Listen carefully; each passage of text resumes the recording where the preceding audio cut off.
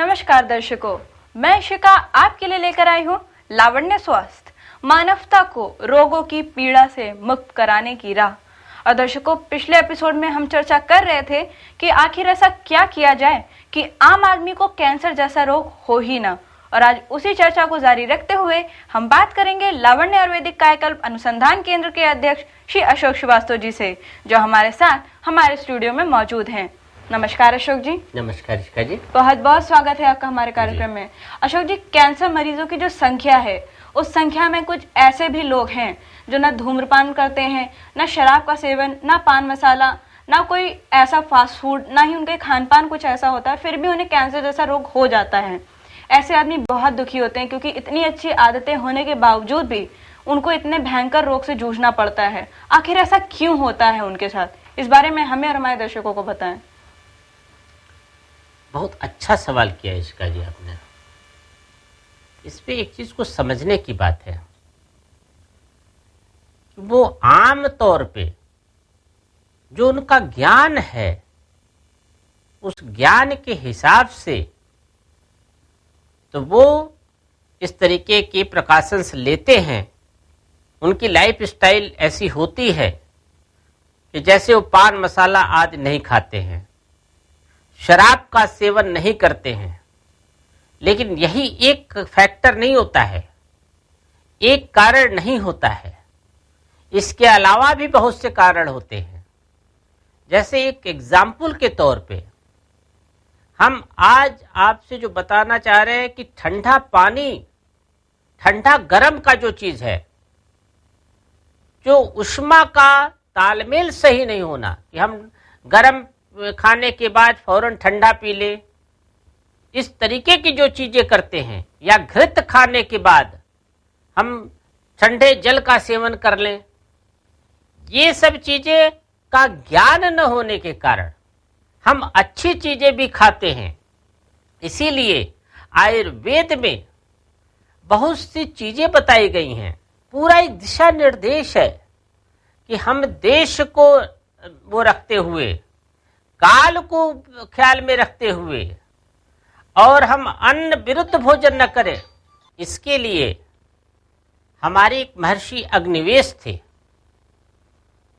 उन्होंने आहार विधि विशेष आयतन, अष्टा आहार प्लान, हम अपने भोजन में किन किन बातों का कैसे कैसे ख्याल रखें, इसके बारे में पूरा एक दिशा निर्देश बताया है। हमारा जो भोजन है, पहली बात हमारे स्वभाव के अनुकूल होना चाहिए, हमारी प्रकृति के अनुकूल होना चाहिए। कि हमारा प्रकृति क्या है, वातज है, पित्तज है, कफज है। इस बात को समझ करके जो प्रकृति में की जो जरूरत है, जिस चीज की हमको जरूरत है, वो खाना चाहिए, न कि अपनी जीभ के अनुसार, अपने स्वाद के अनुसार हम केवल भोजन करें।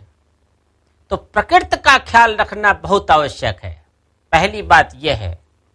दूसरी बात, संयोग विरुद्ध कभी कभी कोई दो चीज अकेले हो तो बहुत फायदा करता है। जैसे शहद है, घी है, ये चीज अकेले अकेले बहुत ही जबरदस्त इनके गुण हैं। लेकिन इन्हों को जब अब बराबर मात्रा में मिला दिया जाए तो फिर ये नुकसानदायक हो जाते हैं। जैसे दूध है, नमक है, इसको एक साथ दोनों बहुत गुणकारी हैं, लेकिन इनका संयोग, ये संयोग से ही बड़े बड़े आपको रोग हो सकते हैं, स्किन रोग हो सकता है। इसी तरीके से संस्कार, एक वस्तु का, उनका हम किन चीजों के साथ उसको संस्कारित करते हैं। जैसे किसी चीज को हम पकाते हैं तो हम उसको संस्कारित करते हैं। तो ये जो संस्कारित करने के बाद वो योग क्या बन करके आया, कहीं कोई विष तो नहीं बन रहा है, या विष का रूप लेकर के आपको कहीं नुकसान तो नहीं करेगा। इस बात के दिशा निर्देश हैं और ये सारे दिशा निर्देश हमारे हजारों हजार साल तक मानवता के जीवन शैली पे, उनके आहार विहार का पूरी तरीके से अनुसंधान करने के बाद बताए गए हैं। तो हम प्रकृति के अनुसार संयोग विरुद्ध भोजन से बच के, संस्कार विरुद्ध भोजन से बच के, और हाँ, मात्रा विरुद्ध, बहुत इंपॉर्टेंट चीज है। किसी भी चीज को एक चीज बहुत क्लियर कट है कि आप जिंदगी में अपना बैलेंस बना करके रखें। एक होता है कि जैसे हमारे यहां दवा दारू कही गई है, यही जो शराब है ये दवा की तरह से इस्तेमाल किया जाए।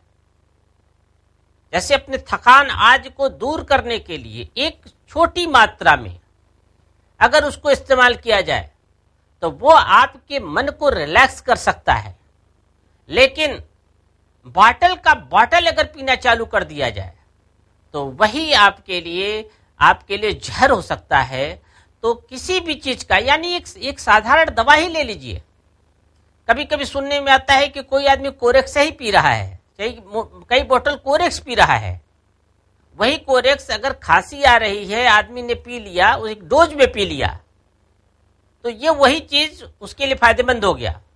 और वही डोज अगर ज्यादा कर दिया गया तो वही चीज उसके लिए नुकसानदेह हो गया। इसी तरीके से हमारे 6 रस बनाए गए हैं। जो 6 रस कहा गया है इसका एक सही मात्रा में इसका प्रयोग करो, एक बैलेंस में इसका प्रयोग करो। और किसी भी चीज को दुनिया में अगर हम बैलेंस प्रयोग करते हैं तो वो चीज आपके लिए अमृत हो सकती है। उसका जो प्रेस्क्राइब डोज है उसके हिसाब से अगर हम उसको वो करते हैं तो वो हमारे लिए बहुत फायदेमंद हो सकता है। लेकिन अगर उसी को हम मात्रा विरुद्ध प्रयोग करें, हम उसको बहुत ज्यादा खाना शुरू कर दें एक चीज को, तो वो चीज कोई कितनी भी अच्छी चीज हो वो हमारे लिए नुकसानदेह साबित होगी। तो इसके लिए हमें मात्रा विरुद्ध, फिर आप यहां पे रहते हैं, यहां की अपनी जलवायु है, देश विरुद्ध। जैसे जिस देश में आप रहते हैं उसकी जलवायु के हिसाब से, और आप देखें कि प्रकृति ने पूरी एक व्यवस्था कर रखी है, वहां उसी तरीके की चीजों को पैदा करती है कि उसके अनुकूल चीजें मिलें, ऋतु के अनुसार उसके अनुकूल चीजें मिलें, देश के अनुसार उसके अनुकूल चीजें मिलें। तो देश के अनुसार भी आपको अपने भोजन में परिवर्तन लाना चाहिए। जैसे कि इधर आप नॉर्दर्न इंडिया भोजन करते हैं, लेकिन नॉर्दर्न इंडिया चावल, दाल, रोटी, सब्जी आप खाते हैं, खूब मसालेदार चीजें आप खाते हैं। लेकिन अगर आप साउथ भारत में चले जाएं, दक्षिण भारत में चले जाएं, तो देखिए इनका इंटेक कितना कम होता है। कि जो जैसे कि वो खाते हैं आपका मसाल डोसा या इडली खाते हैं, तो इडली में आप देखिए जो उसमें इनपुट है, जिसको बनाने की मात्रा एक छोटी सी कटोरी की मात्रा होती है, और छोटी सी कटोरी की मात्रा से पूरा एक डोसा बन जाता है, जो देखने में तो बड़ा लगता है लेकिन उसका इंटेक कम होता है। और उसको वो वहां के हिसाब से अगर ये नॉर्दर्न इंडियन फूड आप वहां करने लगे तो निश्चित रूप से आपको बहुत नुकसान होगा। लेकिन इसलिए जिस देश में जाओ उस देश के अनुसार अपने भोजन में परिवर्तन लाओ। इसके बाद आती है काल विरुद्ध। हर ऋतु में आपके वात, पित्त, कफ में तदानुसार परिवर्तन होता है। तो किस काल में हमें क्या भोजन करना चाहिए, वर्षा ऋतु में कैसा भोजन करना चाहिए, गर्मी में कैसा भोजन करना चाहिए, जाड़े में कैसा भोजन करना चाहिए, इन चीजों का ख्याल रखना बहुत जरूरी है। फिर उसके जो चीज हम खा रहे हैं, फिर जो चीज हम उपयोग कर रहे हैं उसको उपयोग करने का तरीका क्या होना चाहिए, कैसे हम हाथ पैर आदि धो करके उसके हिसाब से भोजन करें, ये बहुत इंपॉर्टेंट है। इसके बाद उपभोक्ता जो भोजन कर रहा है उसकी स्थिति क्या है, उसकी मनोदशा क्या है, उसकी शारीरिक दशा क्या है, वो रोगी है या अच्छा है, स्वस्थ है या मन से विकृत है, इन चीजों को देख करके अगर हम इन आस्था आहार के नियमों का पालन करें, इसीलिए जिन चीजों हमें ज्ञान नहीं होता है, हम सोचते हैं कि हमने पान मसाला नहीं खाया तो बोलते, हम इन चीजों को, सारी चीजों को जब हम जीवन में ढालेंगे तो निश्चित रूप से हम बड़े बड़े रोगों से निश्चित रूप से बचेंगे। और फिर आज हम जो कहते हैं कि हमने शराब नहीं पिया, हमने पान मसाला नहीं खाया, इसकी वजह से हमें कैंसर नहीं हुआ। कैंसर के अपने जीवन की पूरी स्टाइल को अच्छा रखना पड़ेगा, आयुर्वेद को जानना होगा और आयुर्वेद के बताए हुए सदियों सदियों से परखे हुए नियमों का पालन करना पड़ेगा, तब जाकर के हम कैंसर जैसे रोगों से बच पाएंगे। बहुत बहुत धन्यवाद अशोक जी आपका, आपने हमें और हमारे दर्शकों को कैंसर के संबंध में ढेर उपयोगी जानकारियां दी। तो दर्शकों, आपने देखा अशोक जी ने आपको बताया कि शराब, धूम्रपान और पान मसाले के सेवन के अलावा भी हमें खान पान में कई सावधानियां बरतनी चाहिए, जिससे कि हमें कैंसर जैसा रोग कभी ना हो। आप उनकी दी गई जानकारियों को ध्यान में रखिए, उनकी बातों को अमल में लाइए, आपको निश्चित रूप से लाभ मिलेगा। फिलहाल वक्त हो गया है एक ब्रेक का, जाइएगा कहीं नहीं, हम आपसे फिर मिलेंगे एक छोटे से ब्रेक के बाद।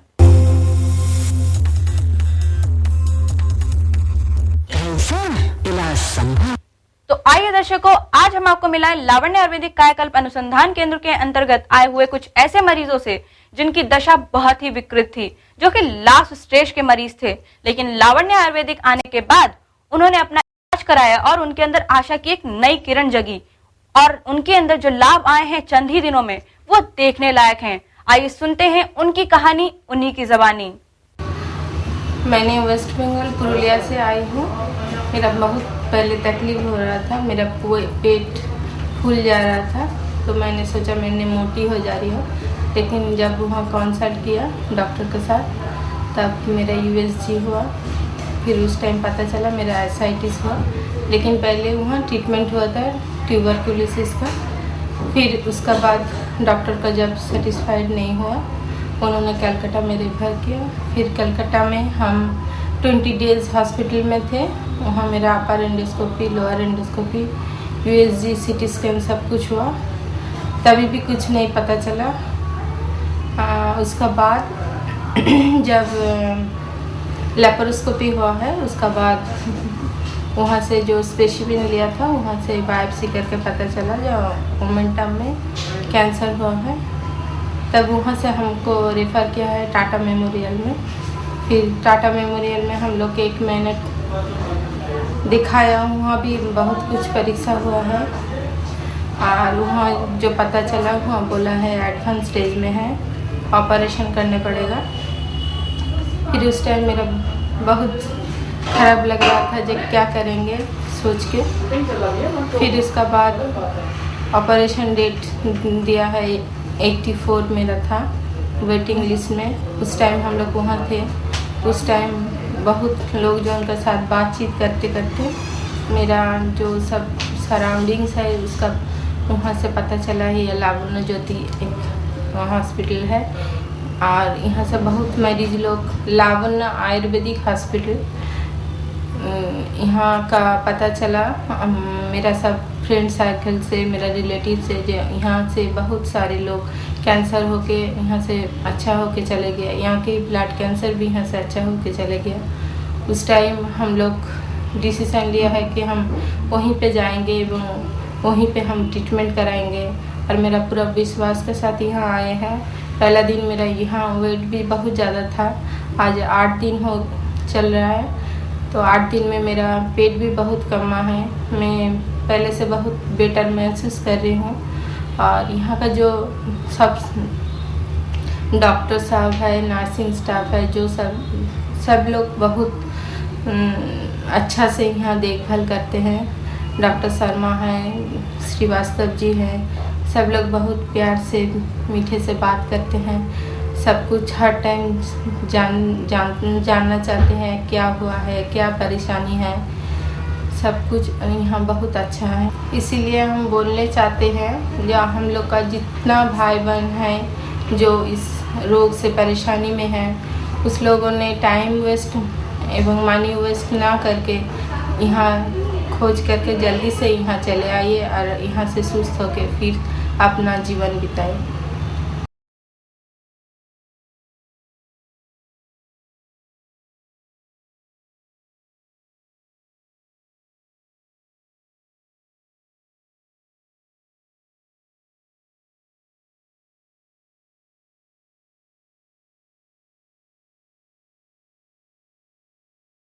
आपकी जानकारी में कोई भी कैंसर का मरीज है तो उसे जल्द से जल्द बगैर वक्त गवाए हुए ये जानकारी अवश्य पहुंचा दें कि कैंसर का इलाज अब पूरी तरीके से संभव है। ये लावण्य आयुर्वेदिक कायाकल्प अनुसंधान केंद्र के अपने अनुसंधानों के द्वारा मरीजों पे उसके निष्कर्षों के द्वारा पूरी तरीके से साबित हो चुका है। और हाँ, एक बात और, कोशिश करें कि उन्हें रेडियोथेरेपी, कीमोथेरेपी के द्वारा उनका कैंसर और विकृत करने के पहले, ऑपरेशन के द्वारा उनका अंग भंग कराने के पहले और एक पुस्तक का पूरा पैसा बर्बाद करने के पहले उसको लेकर के आए, ताकि उनको पूरी तरीके से एक अच्छी जिंदगी जी जा सके। क्योंकि बाद में हम उनका कैंसर तो ठीक कर लेते हैं, लेकिन उनका अंग भंग जो हो चुका है वो हम नहीं बचा पाते, उनका पैसा जो बर्बाद हो चुका है वो हम नहीं बचा पाते। ये अफसोस बाकी रह जाता है।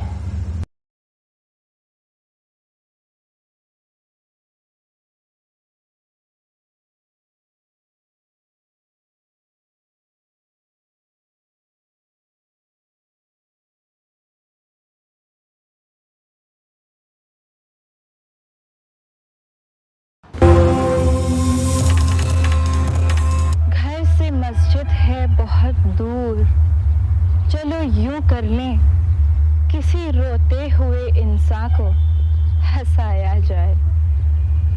सचमुच किसी मंदिर या मस्जिद में अरबों रुपयों का चढ़ावा भेंट चढ़ाया जाता है, लेकिन जरा सोचिए, उन्हीं पैसों के द्वारा यदि हम किसी ऐसे मरीज जिसे कैंसर या कैंसर जैसा अन्य असाध्य रोग है, जिसकी आर्थिक स्थिति इतनी नहीं कि वो अपना इलाज करा सके, जिसके पास अपना बेचने तक को भी कुछ नहीं, उसके पास अगर कोई विकल्प है तो वो है सिर्फ और सिर्फ मौत।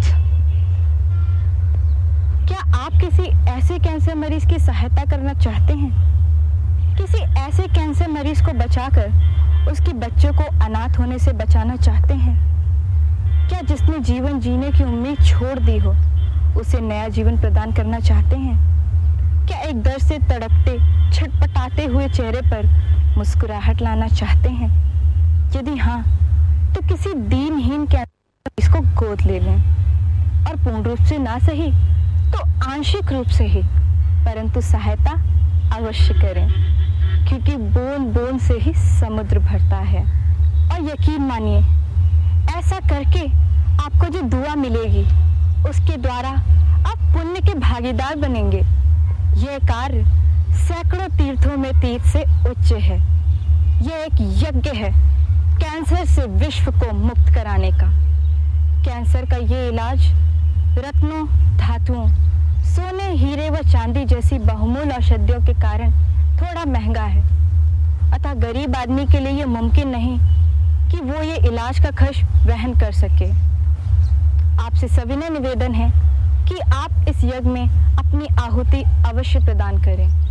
हमारी संस्था अपने स्तर पर सभी कैंसर मरीजों का इलाज कर रही है, लेकिन आपके सहयोग के बिना हर गरीब से गरीब कैंसर मरीज को ये इलाज पहुंचाने का मकसद अधूरा है। अतः आप इसमें अपना सहयोग अवश्य दें।